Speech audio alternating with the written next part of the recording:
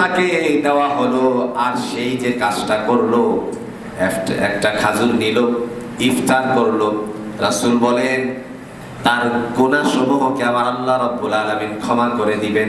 এখন প্রশ্ন হলো, সে তো মাসুম, তার তো গুনাহই নাই। কথা বলেন না কেন?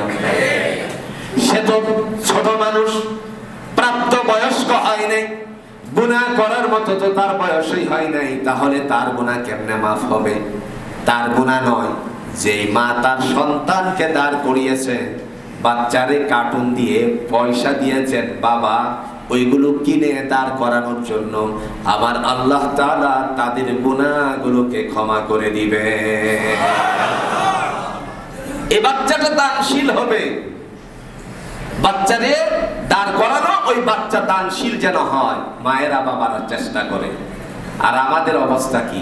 আমরা তো বাচ্চাদেরকে কাউকে কিছু দিতেই সুযোগ করে দেই না, যার কারণে আমাদের বাচ্চাদের অবস্থা হলো, আমাদের পকেটের থেকে অন্য কোনো বাচ্চাকে কিছু দিলে পরে বাচ্চারা গোর মারে। কথা কি ভুল বলেছি ভাই?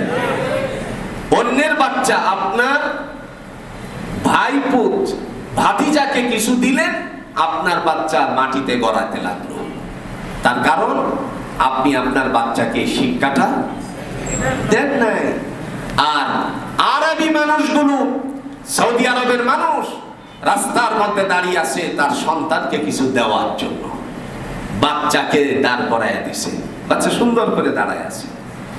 এই জন্য রাসূলুল্লাহ সাল্লাল্লাহু আলাইহি ওয়াসাল্লাম বলেন, ইতকু রাকাবাতিহিম মিনান নার, আমার আল্লাহ সুবহানাহু ওয়া তাআলা তার জন্য জাহান্নামকে হারাম করে দিয়েছেন। যারা ইফতার করাবে, হতে পারে একটা খাজুর দিয়ে, হতে পারে এক গ্লাস শরবত দিয়ে, হতে পারে এক গ্লাস পানি দিয়ে। সুবহানাল্লাহ বলছেন। এই কাজগুলোকে আমরা করতে পারি না ভাই?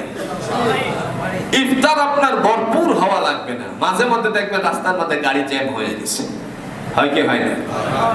এ সময় আপনি একটা গাড়িতে উঠে গেলেন, আপনার ইচ্ছা শক্তি হলো রোজাদারকে আমি ইফতার করাবো। এই সময়টার মধ্যে আপনি গাড়িতে উঠে গেলেন, এক কার্টুন 3 কেজির একটা কার্টুন, যার মধ্যে আছে খাজুর, নিয়ে আপনি গাড়ির মধ্যে দিয়ে দিলেন। এটা আপনাদের এলাকায় গাড়ি আছে বলে আমি বলছি, আল্লাহ তাআলা আপনার জন্য অফরন্ত সওয়াবের ভান্ডার রেখে দিয়েছে।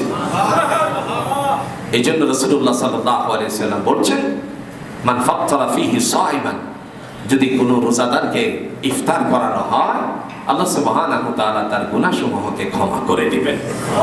আল্লাহ আমাদেরকে ইসলামের রুকনগুলো মেনে চলার তৌফিক দান করুন। সকলে বলুন আমিন।